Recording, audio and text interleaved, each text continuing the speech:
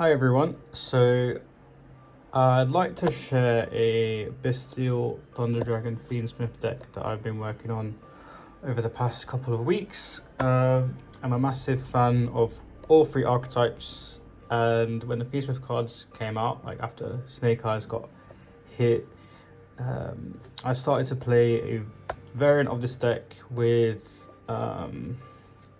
which wasn't actually that good. I think the way it felt was that the Fiendsmith cards and the Thunder Dragon cards felt a bit awkward together.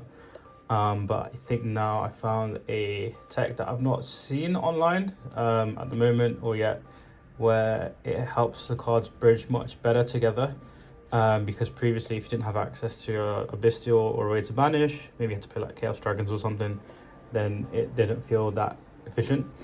Or you had to make like an SP or a Haggard, which was again awkward. But I've been playing this deck for the last couple of weeks, done pretty well at locals, to be honest. Won a couple of winner boxes, big events. I did take it to Nats, didn't do that well, but I think the games that I lost were kind of out of my hands. Losing dice roll, for example, to Memento, going full combo with not really any non-engine. But there are some pretty good advantages, like the Thunder Dragon cards with Colossus let you floodgate out Mitsu decks pretty well, Raziel decks pretty well. A lot of other decks, they want their first search, like Blue Eyes, Memento, sometimes when they have Anguish. And if they can't resolve that first search, then it makes it really difficult to play. Even Engraver in the hand or tracked, it doesn't work, obviously, and you have access to other cards like Caesar. Bystials, again, really well. The kind of game plan is to play a variant of like Fiendsmith Bystial with a bit of extra power. The deck I used to play before Alin, and it felt nice, but when you have full engine, like you require on your non-engine to bridge the gap of the power level between like Malice, Raziel, etc. But with the extra like benefit of the Thunder cards, you can, and with the additional like extra deck cards, which you'll see, you can increase the power level of the Fiendsmith engine pretty well. So we'll go through the first engine, which is a Fiendsmith. So 3 Engraver and Tracked.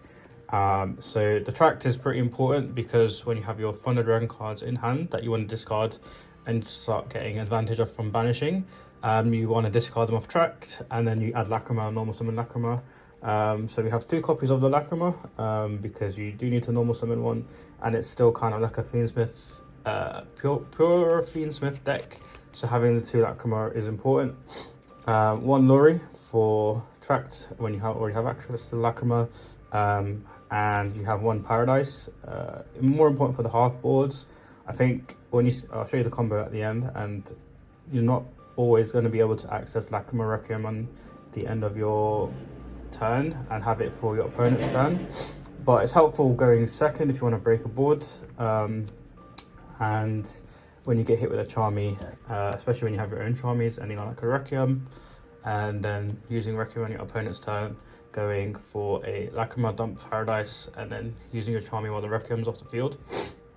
And then the last card, which is I guess the missing glue between Thunder Dragon and Fiendsmith, is the Chaos Betrayer. So this card has effect in the graveyard to banish a light and dark to summon itself.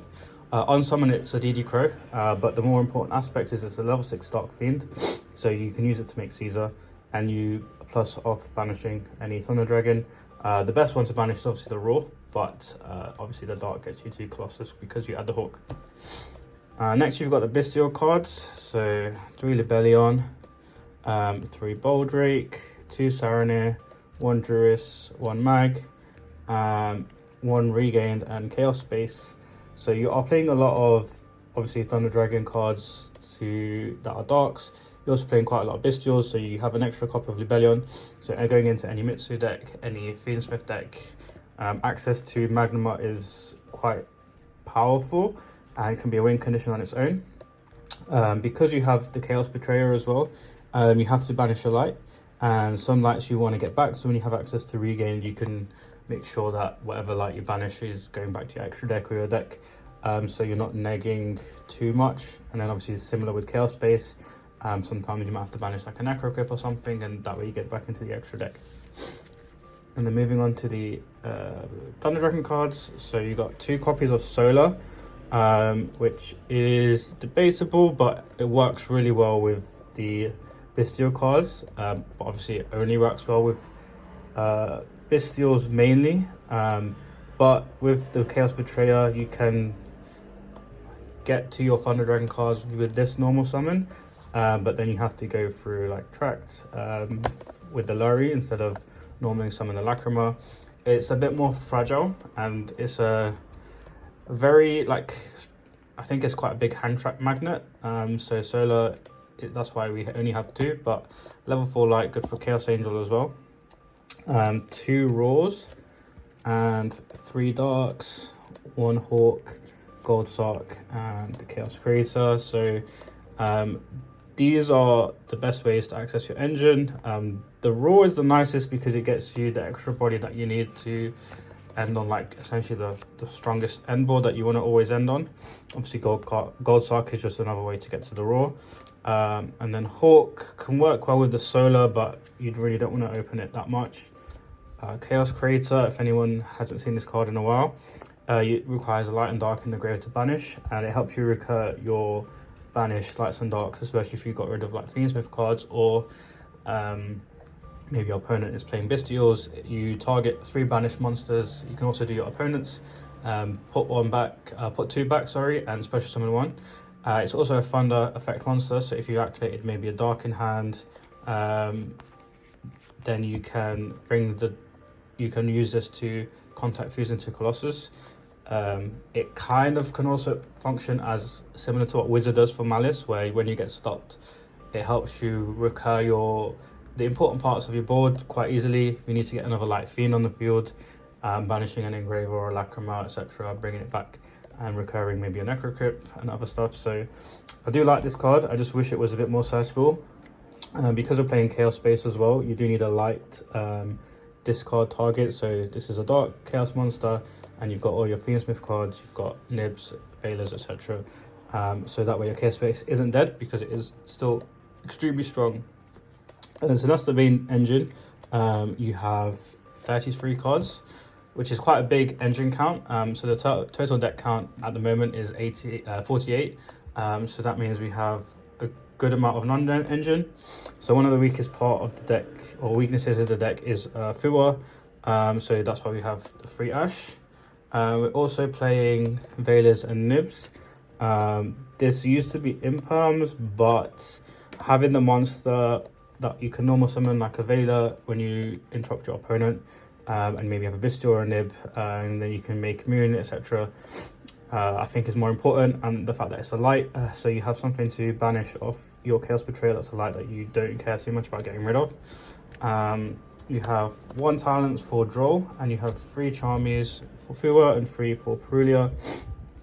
I mean, at the moment this feels like the strongest ratio, and this is 3,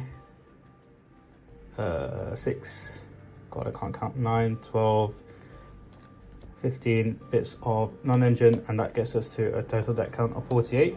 So the non-engine you can like play around with whatever you need and whatever you have access to.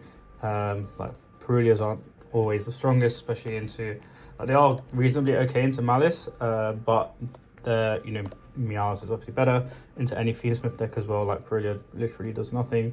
So again, you could make an argument to maybe play less Perulia, maybe more Meows if you have access to those. Or generic cards, like I know Droll is pretty popular. For my local area, there's still quite a good amount of Fiendsmith and Malice, so that's why Droll is sided rather than main. So that's the main deck.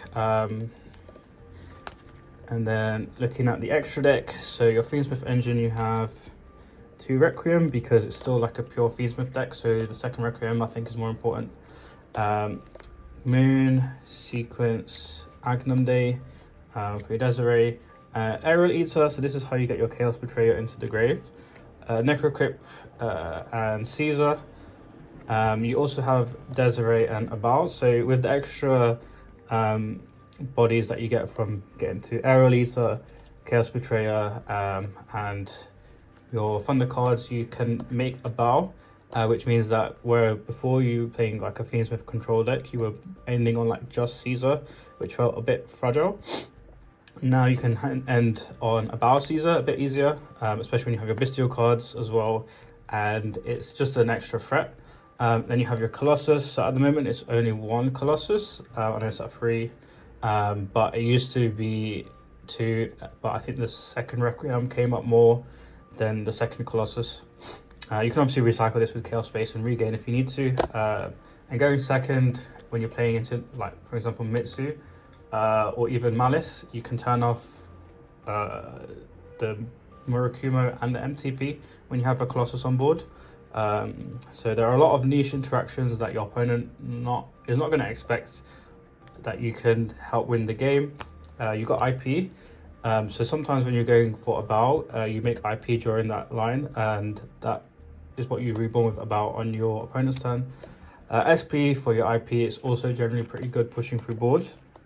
Chaos Angel sometimes is just a win con against Mitsurugi, Raziel, and then Typhon. So this is probably an area that you can flex. There's also obviously Titan, which I don't think came up that much, but that's the extra deck at the moment. The side deck is, I mean, again, depending on your local meta, can be anything.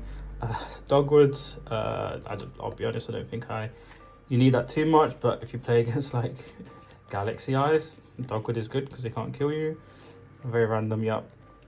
Droplet, I like to have Droplet for going, you still have to side out 6 Charmies, so it's one of the more versatile slots. Helps out Caesars, helps out even a lot of rogue matchups where you might end on, you play Mermail and they end on the statue, etc. The draws for the Raziel decks, the Mitsu decks, Anti-Spell and Call By, again, 2 cards that we always siding in first. Lancia Meows for Malice, and Meows is also good for Fiendsmith decks as well. And one thing about this deck as well is that everyone's obviously playing Lancia. Lancia can be good, but similar to like when people were playing the Fiendsmith Malice deck to play around Lancia, you're still playing a Fiendsmith deck, so if your opponent uses a Lancia, it's a card that they've used that still isn't going to stop you, for example, getting to a Caesar. So it's not the strongest, and there are some hands as well that don't even care, especially when you open the Hawk and a way to get a Thunder Engrave. So you either have like already got a Dark in hand, maybe you've got Solar. Obviously Solar plus Hawk completely doesn't care about getting the Banish off, and then you can also go into your Fiendsmith cards if you don't have access to them already. So Lancia is something that can come up, but I don't know if it will be the biggest thing. And also, if your opponent doesn't see your Thunder cards, they won't know to side it in as well. Cool. Some other cards that I would thought about playing. So in the side deck, Phantasme and Thrust. So Phantasme is just another body, helps you get into your Fiendsmith cards and draw into, again, if you want to play like a Bystial control kind of deck at some point, especially against like Mitsu variants, you need to see your Bystials, especially Mag. So that's why Phantasme was something that I thought about. Thrust going second is the main reason that I thought about this, because it can bridge into all of your engines. So you have Tract, you have Chaos Space, and you have Gold Sock. So this deck also feels a little bit like Dragon Link, around like AGOF format. You have like typical standard lines, but you also can make stuff out of nothing depending on what you open in hand. And you can try and push through a board with Thrust. Like, you have big bodies with your Bystials, your Thunders, and if you can get them going, Thrust can then access some high power cards, particularly these two. And Gold Sock is just like a really nice extender, but maybe you get Bystialed on going first, you can Thrust for a Gold Sock. But again, the non-engine space is pretty tight, so that's why I'm not playing it. But there's still probably a lot of work that needs to go into the best way to play this deck in terms of ratios, etc. That's for probably better players than me to figure that out. Sanct, so it helps play around draw, and it's also something to add off Engraver if you've already gone through Tract. but I didn't play this just because you're not playing that many light fiends, so you might have access to this card and it can frequently be dead. And the probably hardest part to figure out is like the Thunder cards, because they are old cards. So the second Colossus we only have is, for me it was either this or Requiem, the second Requiem. And the way that the deck works is you're always wanting to play Fiendsmith. If you're not playing Fiendsmith, you're not really playing the game. So that's why I went for the second Requiem instead of the second Colossus. Maybe it's something to potentially side in for like decks that you might think are playing Imperm, or like the Colossus is really strong. Like again, Rise-Your decks. Like if they don't open X, then there's no out. Titan and the Pure Thunder Dragon and the Fusion.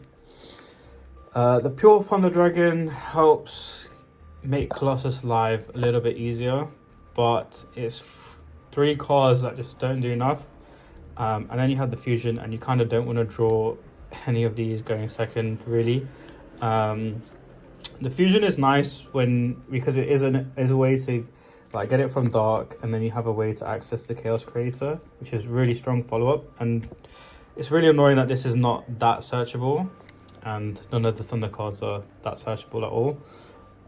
So that would be like the reason to play this. And if anything, you maybe play like 1 Titan, 1 Fusion to make this a bit more accessible. And then the Titan is basically just like link fodder and a way to like recycle your Thunders into your deck. But you are drawing a lot with Regain, with Chaos Space, and Necrocrypt. So it's not... I'm not quite sure how it feels. I haven't tested that specifically, but it is an option. And maybe you increase your deck count, but you still want to see like there are certain cards that you want to see that are the strong cards, and adding more cards that you don't necessarily want to see all the time makes that happen less often.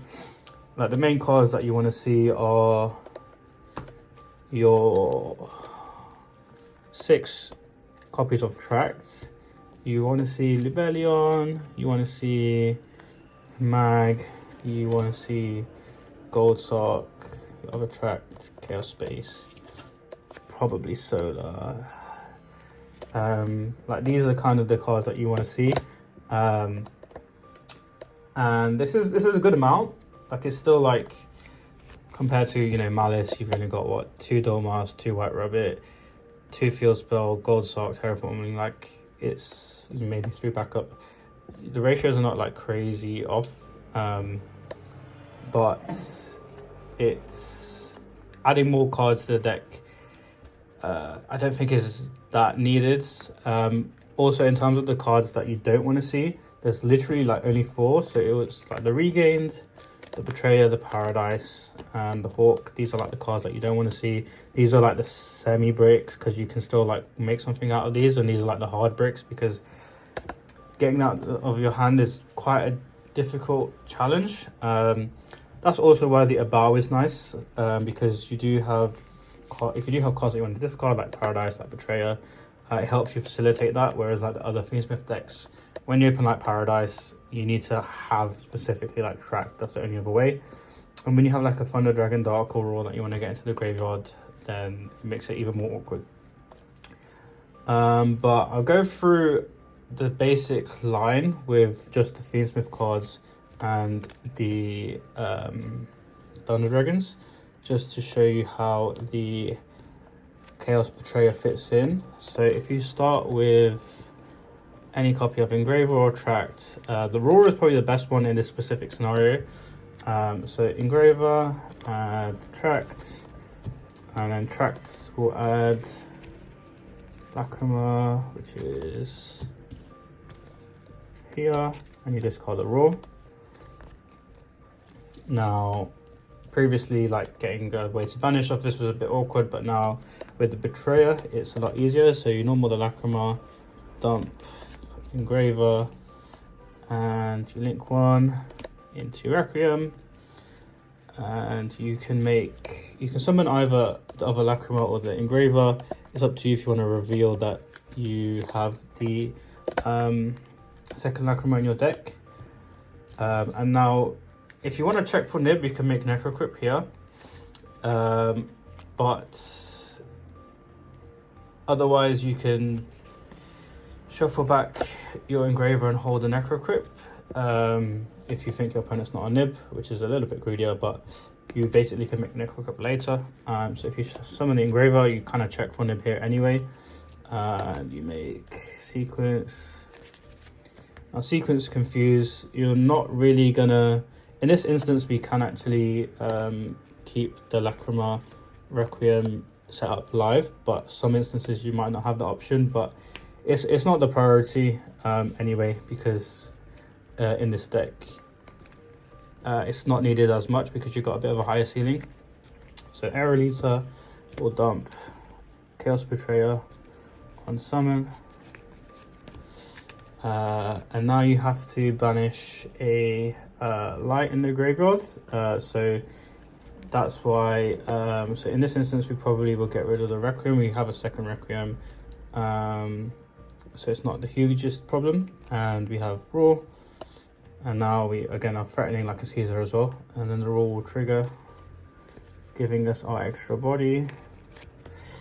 So now because we have the Lacrima in the graveyard, we have Agnomde. So if we want to shuffle the Lacrima for the Engraver and have it Engraver in the graveyard, it's a little bit more convenient because here you can make an IP. But the Agnomde of the Lacrima is still something, so you can make Agnomde, Dark Will Search, add the Hawk, and then you use these for a bow. And now you use the effect of a bow to summon back from the graveyards with the discard, and you can summon back Agnomde, and then Agnomde target the Lacrima, and now here you can make your Necro Crypt if you didn't make it earlier. And now we will go for Hawk to summon from the grave or banish, and then the Necro Crypt will give us our draw. Because we're sick, we got nib. So that means the discard that you did off a bow is kind of neutral. And then you make Caesar here. Roll into Colossus, and then in the end phase your bow comes back. Now, again, similar to like Dragon Link, when you have access to cards like Libellion, which gives you access to Regained, or you have extra extenders like the Bystials, because they're good non-engine and extenders, helps a lot to make some of these plays a little bit more efficient. Like we might not have to banish the Requiem, so we can end on the Requiem Paradise setup, Engravers in the graveyard always, etc. And again, you get like your additional draws because you still will need to discard off the Abao, and you can have an IP before you make the Abao as well. So it feels nice, like similar to the Dragon Link playstyle, which is something that I personally enjoyed. But yeah, that's the deck at the moment. If anybody has any thoughts or ideas about how to improve it, I would love to hear. Also, if there's just any Thunder Dragon enthusiasts, like, the deck is really fun. It can also push through quite nicely, and like I miss banishing Thunder Dragon Raw, going Chaos Space, Libellion, Mag Raw. Oh, it feels so good. But yeah, that's the video, and hope you enjoyed.